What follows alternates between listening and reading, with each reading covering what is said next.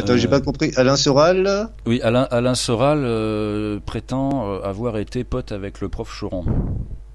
D'accord. Comme quoi, qui se ressemble, ça semble. Ouais. Ouais, ça m'étonne pas, moi. Bon, ouais.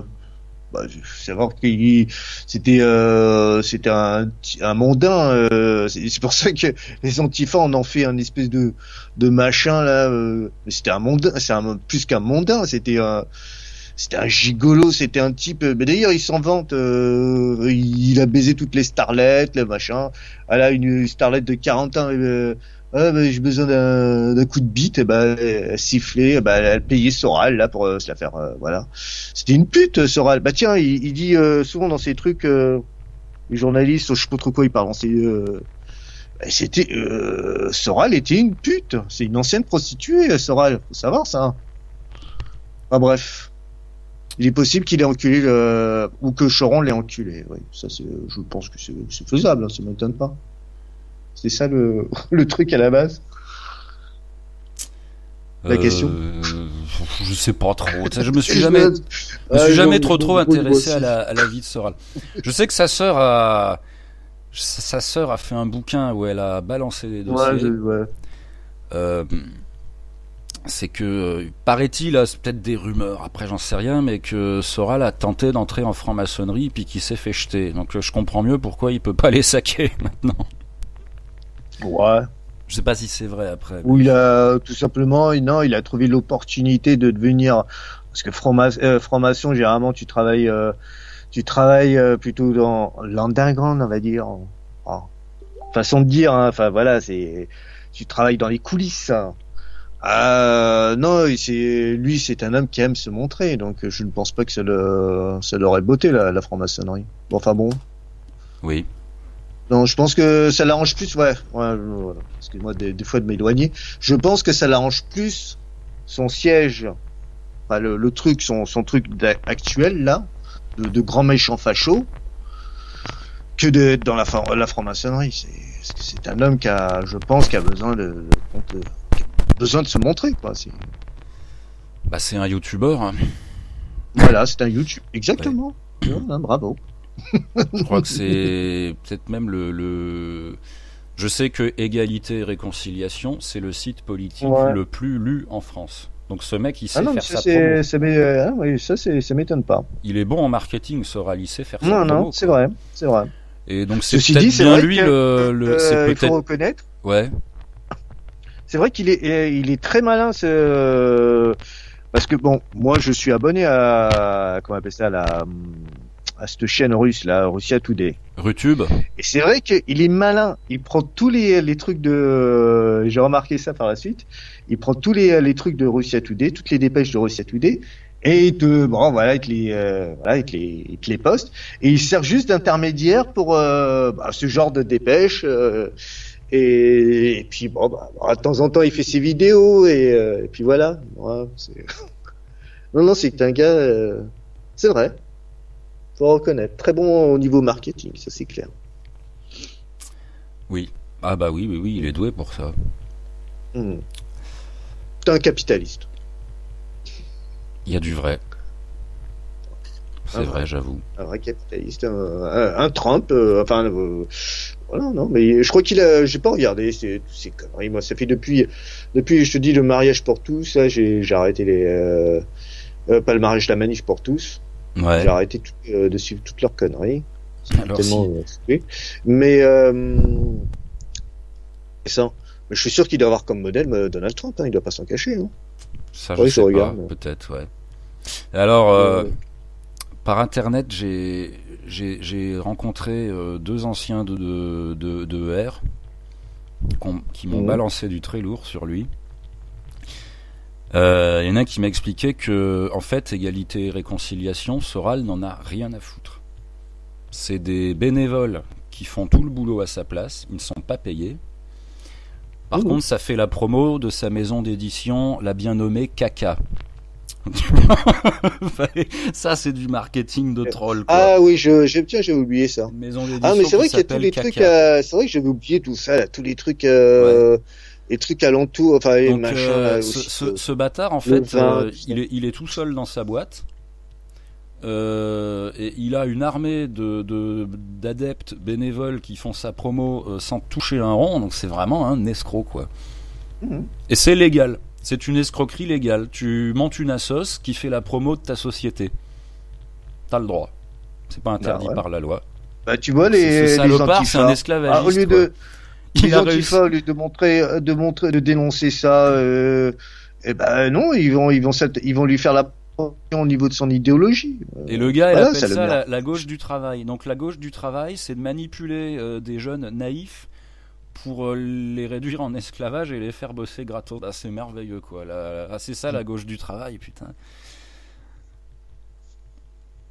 Bon, après, si les gens sont assez cons pour... Bah, tu sais... c'est pas moi, il y a... Après, moi, c'est vrai que... c'est vrai que... Moi, j'habite dans un coin comme ça, j'habite la Provence, c'est plutôt voilà, sympathique où je suis. Ouais. J'ai pas la même vie. J'imagine que quelqu'un qui habite Paris, tout ça, c'est vrai que bon, je me mets pas à la place des gens, mais bah alors les adeptes de Soral, ils ont en moyenne d'âge 20 ans. Donc c'est des gamins, tu vois. C'est facile à manipuler, on est complètement con à 20 ans. Et donc Soral, en fait, il exploite des enfants.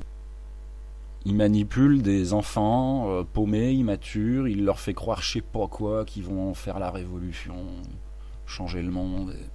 puis il les exploite comme ça. Ouais. Une saloperie. Oh, remarque, il n'est pas tout seul, hein. Enfin, je veux dire, il n'est pas le seul, hein. La même chose, justement, pour revenir aux gauchistes, aux machins, c'est exactement la même chose. Mais non, mais oui, tu as raison. Hein. Ah, je sais pas. Après, il y a un de ces militants qui m'a dit que maintenant, il y a des salariés. Il paraît qu'ils payeraient les gens maintenant. Bon, il y a des rumeurs qui se contredisent. Moi, l'ancien 2R que je connais, il m'a dit qu'il a jamais payé personne. Il sait pas ce que c'est une feuille de paye. Ce type est un parasite intégral. Ah, mais bon. Il a toujours été, hein. Ouais. Bah, d'après,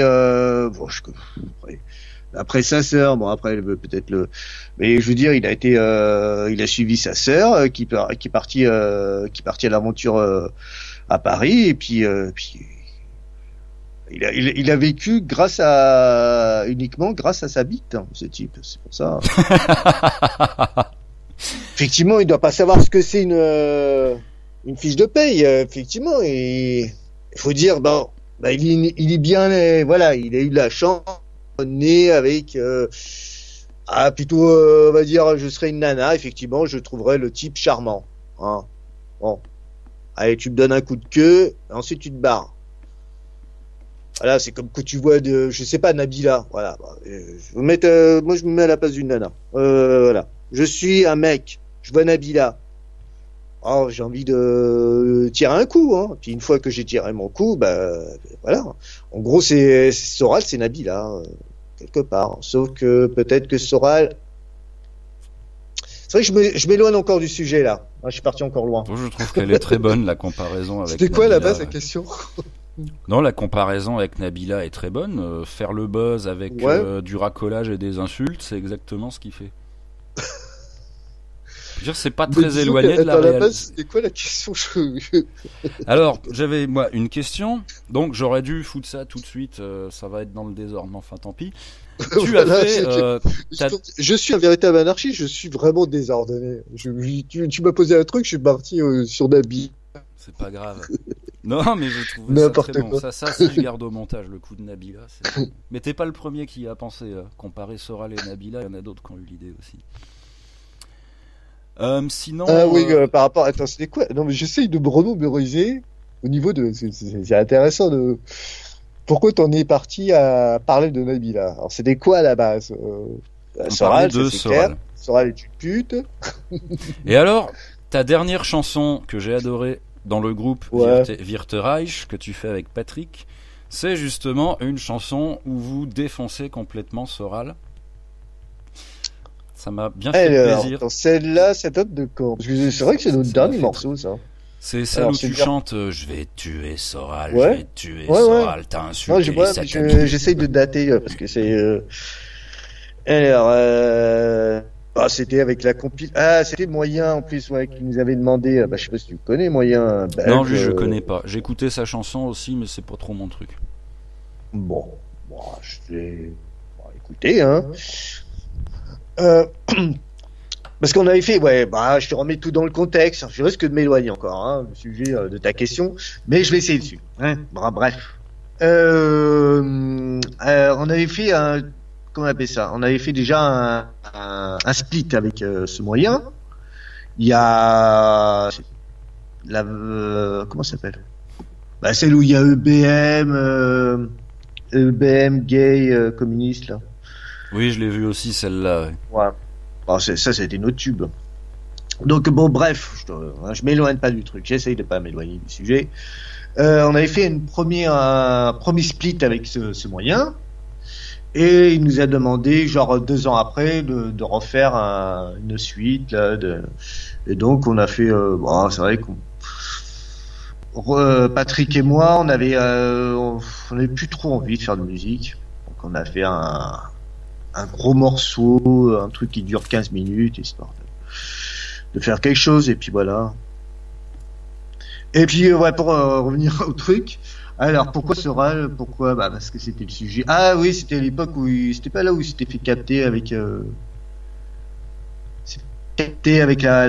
fameux selfie ou ce selfie à poil là où je trouve. Oui, il y a des gamins qui l'ont piégé apparemment. Une gamine qui l'a piégé. Voilà, encore. Ce qui est marrant, comme Strauss-Kahn, mais je l'avais sorti ça, comme Strauss-Kahn, une négresse, c'est marrant ça. Tu te fais piéger comme. D'ailleurs, remarque, il est toujours vivant le sort. Je sais pas, qu'est-ce qui. Après tout ça, j'y pense. C'est vrai que je suis plus du tout le père Soral. Qu'est-ce qu'il devient ? J'en sais rien. Je m'intéresse absolument pas à ce qu'il fait. En fait, j'ai juste lu. Un de ses bouquins. Quand j'étais un petit con de 20 ans, c'est à 20 ans que tu lis du Soral en général, tu vois, parce que t'es manipulable à cet âge-là. Je lui en veux à mort parce qu'il m'a rendu complètement misogyne quand j'ai lu son torchon. Ah, ça c'est vrai. Donc du coup, j'étais méchant avec les meufs. Après, il fait du mal aux jeunes. Il fait du mal à la. Il fait beaucoup de mal, hein, ces espèces de. Et je me rappelle il l'a retiré. Et je la cherchais partout et je suis sûr qu'il l'a retiré. Une fameuse vidéo où il donne des leçons de drague au Kaira. Oh putain, mon dieu. Ouais, mais c'était fabuleux, hein. Et très bien filmé en plus. C'était. Non, ça va. Je sais pas. En tout cas, c'était très bien foutu et tout. Il expliquait aux jeunes Kaira comment c'est. Et le truc, c'était faire du rentre dedans aux femmes. Parce que c'était à un moment donné, c'était le gourou de la drague, le fameux Soral. C'est comme ça qu'il s'est fait connaître. Et le truc, c'était de brancher direct. Il s'est d'abord vendu comme un coach en drague, parce que ça, c'est très racoleur, effectivement. Ça, il y a toujours des best-sellers, a toujours eu des best-sellers. L'art de la drague. Tu crois que si t'achètes un bouquin, tu vas te taper plein de gonzesses après. C'est vraiment la méthode la plus basse et pitoyable d'attirer du public. Non mais mais en plus c'est son truc, mais le truc de nul quoi. C'est allez, je vais vous montrer là. Regarde. Tu vois la nana là dans la rue là, je vais prendre. Et puis si elle te refuse, c'est pas grave, tu insistes. Et puis je sais plus trop quoi. Et puis même, allez, t'en reprends. Mais en fait, ça devient du harcèlement. C'est plus de la drague, c'est du harcèlement son truc. Mais c'est un vrai. Savoir qu'en plus, comme je te l'ai dit tout à l'heure, Soral, il doit faire, je sais pas, il doit faire 1m85, un truc comme ça, 1m90. Physiquement, il est bien né. Hein.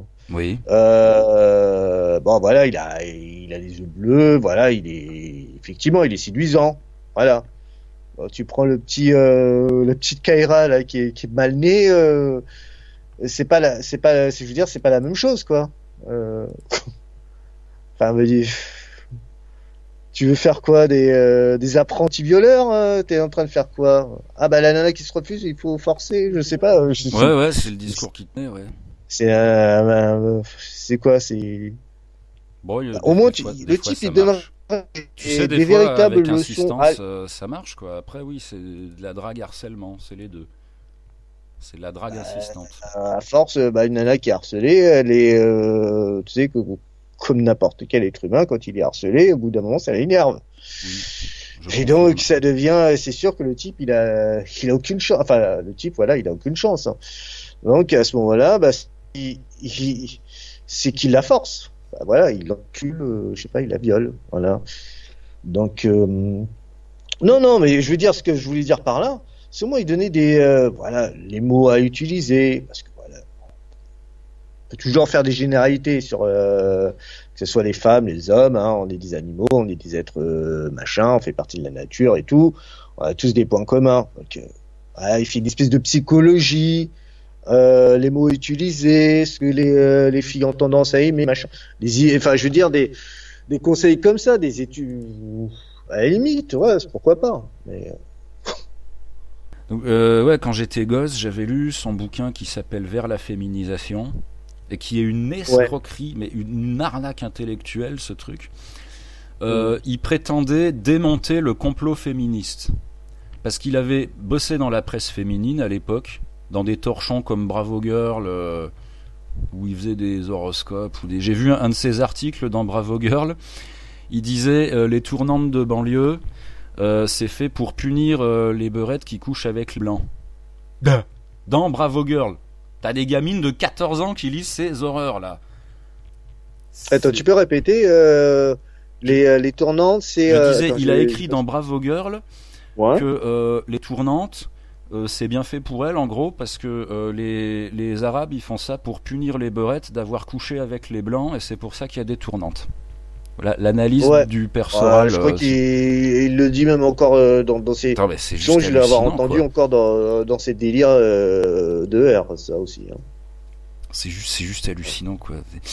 Et alors, donc dans le bouquin que j'avais lu, il prétendait balancer sur les coulisses de la presse féminine qu'il connaissait. Il ne balance rien du tout. Il a pas de couilles, en fait, ce mec-là.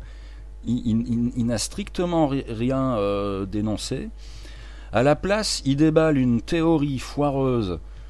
Il te fait du freudisme à 2 francs, comme quoi il y aurait une dissymétrie oedipienne, parce que je sais pas quoi, la femme s'identifie à la mère, et enfin, ça vaut rien, son délire, quoi. Donc, conclusion, les femmes sont des connes, voilà. Et alors, il passe le bouquin à t'expliquer que les femmes sont des connes. Et il va évidemment citer en exemple des connes comme elle s'appelle, comme Elisabeth Badinter, pour prouver que toutes les femmes sont des connes. Et c'est vraiment son discours. C'est hyper mal écrit, c'est des chapitres qui font une demi-page, en général, et ce n'est que des insultes. C'est du PD, salope, tarlouse, fiotte... Et ça prétend éduquer la jeunesse, quoi. Je l'ai pas gardé ce bouquin, je l'ai offert à des racailles. Je me suis dit c'est plus pour des mecs. Est-ce que c'est c'était une bonne idée, ouais. Je me suis dit ça va leur plus parler à eux qu'à moi, tu vois. Ouais.